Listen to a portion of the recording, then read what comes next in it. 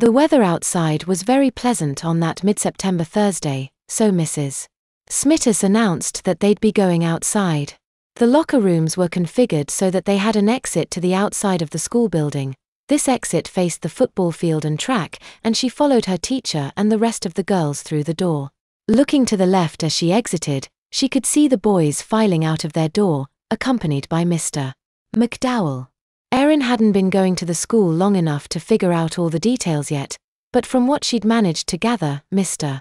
McDowell was the coach of several of the boys' sports teams, as well as somewhat of an assistant gym teacher to Mrs.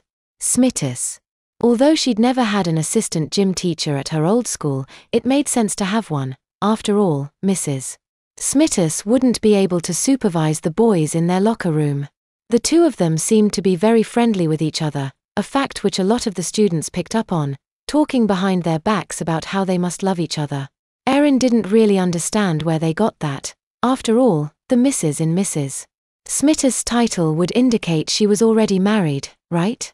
Anyway, the two of them were pleasant enough as teachers, even if she wasn't particularly interested in a non-academic subject such as gym. Mr. McDowell was very laid back for the most part, and Mrs. Smithers was always very courteous as long as she wasn't interrupted while she was talking. At the moment, though, Erin was really wishing that being interrupted wasn't one of Mrs. Smithers' pet peeves. Now that she was a few hundred yards away from the toilet she hadn't successfully used earlier, her bowels decided it would be a good time to start cramping up again, and this time, the cramps weren't going away. She desperately needed to ask to go back inside to use the toilet, but even if the teacher didn't mind being interrupted, she would have still found it very difficult to speak up in the middle of her speech. So instead, Erin struggled to hold back, praying that Mrs. Smithers would hurry up with her explanation of the rules of the inane game they were going to play. Mrs. Smithers was just finishing up as Erin felt a little spurt escape from her rear. "I just pooped my pants a little." She could tell that it wasn't very much, but it would definitely stain her panties, and she really hoped the stain wasn't visible through her white sweatpants. She knew, though, that she needed to go to the toilet now. Luckily, her teacher had just finished her explanation and sent the kids onto the field. Erin hung back and approached her. "Mrs. Smithers?" "Yes, Erin? May I go use the bathroom?" "Didn't you just come out of the locker room, Erin?" "I did," Erin admitted, "but I still really have to go." Erin was concerned that Mrs. Smithers wouldn't believe her, which was a problem, as she knew she didn't have long. She needn't have worried, though. Mrs. Smithers took a good look at her face and realized the girl wasn't lying. "Hurry up, then." "Thank you," Erin gushed, and turned around to get to the locker room as fast as she could. Her departure wasn't missed by her fellow students, however. As she half walked, half ran towards the building, she heard a general murmur behind her, and a boy's voice spoke up. "How come she gets to leave?" Her body decided to answer him. She halted in her tracks as a very strong cramp came over her, making it too painful to keep going forward. The stopping didn't help her situation, though, and with a final gurgle of her abdomen, the contents of her colon emptied into her sweatpants. She felt a large solid part pass painfully, and that stayed within her panties. The majority of her accident, however, was the same semi-liquid material she'd passed earlier. Her panties did very little to contain it, and an easily visible brown stain formed on the seat of her pants. She could feel a little bit of the mess sliding down her upper leg, praying that it wouldn't actually escape the leg of her sweatpants. Erin couldn't think of a time when she'd ever felt more gross than this. "Oh, my God!" exclaimed some girl whose voice Erin didn't recognize. "I think she just sure." The girl suddenly cut off her voice before swearing, apparently noticing that her exclamation had gotten the attention of Mrs. Smithers.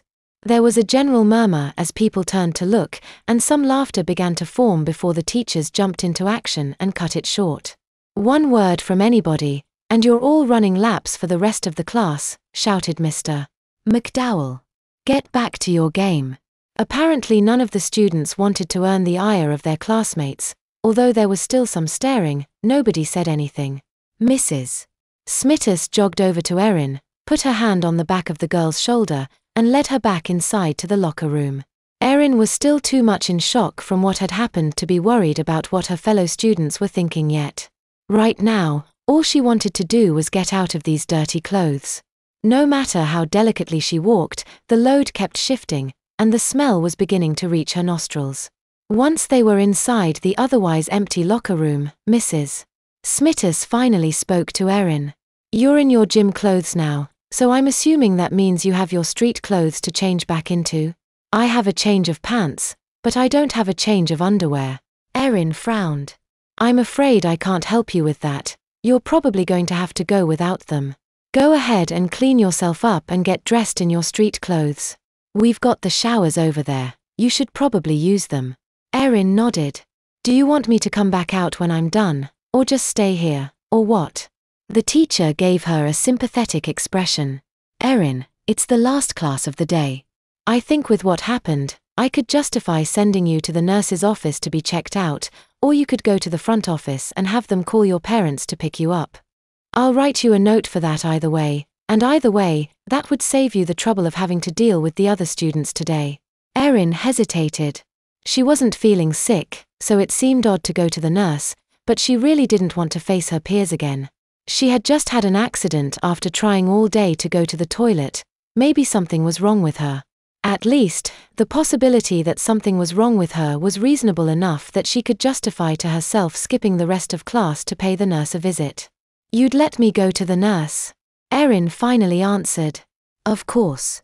It's probably a good idea for you to be checked out anyway after something like this."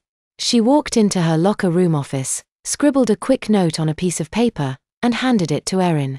"When you're done, go ahead and take this note to the nurse's office, and they'll take care of you from there." Erin felt very grateful.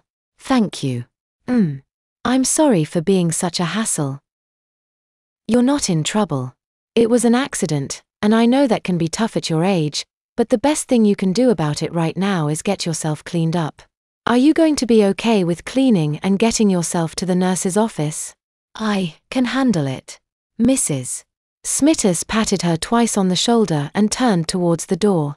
"I'll give you some privacy," she said, and walked back outside. Erin set the note down on a bench and got her change of clothes out of the locker. Her day had gone from bad to horrible, and she wanted nothing more than to get out of her messy underwear. The only positive thing she had going for her was that the accident had occurred during gym, so she hadn't ruined her normal clothes, and she had a place to change. In a way, that was lucky, as hard as it was to attribute any element of good luck to what had happened. She was alone in the locker room, so she went over to the toilets and carefully pulled down her sweatpants and panties after removing her shoes and socks. She succeeded in making her legs dirtier, but she eventually managed to mostly empty her mess out of her clothes and into the toilet. The clothes were still horribly stained, though. There wasn't much chance for them, but her aunt had bought them for her, and she probably shouldn't throw them out without permission. She saw a spare trash bag tucked under the liner of the trash bin, took it, and put her dirty clothes in that, tying it in a knot. She took the remainder of her clothes off and went into the showers, thankful for the wall-mounted soap dispensers. As she cleaned herself up, her thoughts turned to Haley. Erin realized that this was the first time she'd cleaned up a messy accident of her own in a while. She'd soiled herself on that day she was sick, and she'd had the accident in the car on the way home from the amusement park, and both times Haley had helped her. It wasn't the cleaning itself that made her wish her cousin was there. Although the task was gross, it was one she could handle. No, it was more of a feeling of amazement that someone was willing to help her out, even when she was disgusting as she was.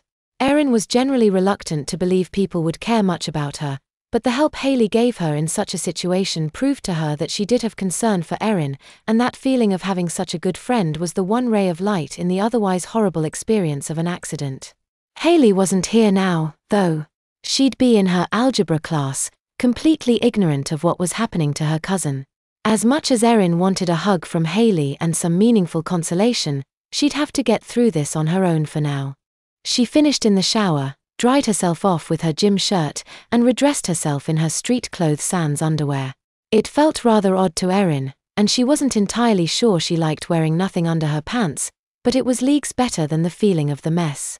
Grabbing her books and teacher's note in one hand and the tied-off trash bag with her dirty clothes in the other, she left the locker room for the deserted hallways of the school. Gym was her final class, and her locker was on the way to the nurse's office, so she stopped to pick up her backpack along the way. She soon reached her destination and carefully opened the cracked door, and she did a double-take as she looked into the room.